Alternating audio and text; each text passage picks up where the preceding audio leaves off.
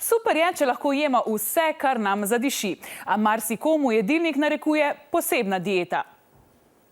Na prehrano morajo na primer paziti posamezniki s celiakijo. To je bolezen, zaradi katere ljudje ne smejo uživati glutena, tega pa je največ v kruhu. Danes je dan celiakije, ki jo ima približno 1% ljudi. Med njimi je tudi Lara. Ura je 12, čas za kosilo. Lara dobi posebej zanjo pripravljeno hrano.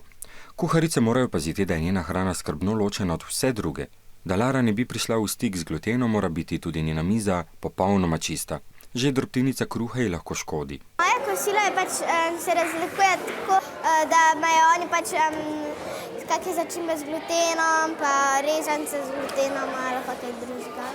Riba pa je imela njihove navadne drobtine, moje je pa svetlejše z manj drobtinami brez glutena.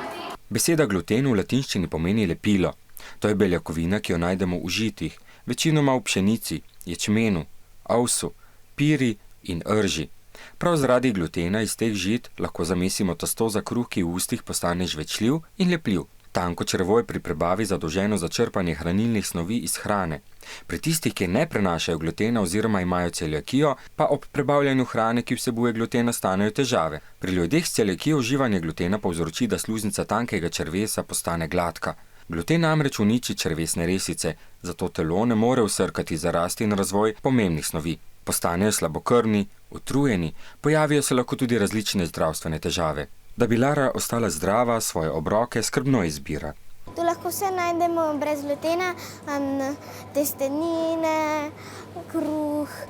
In iz te moke mi babica speče palačinke in ne samo, da jih imam rada, sem celo palačinko žar. Življenju s celiakijo se je Lara popolnoma privadila, pravi, da zaradi nje ni nič drugačna od drugih. Želi pa si, da bi ljudje o tej bolezni več vedeli.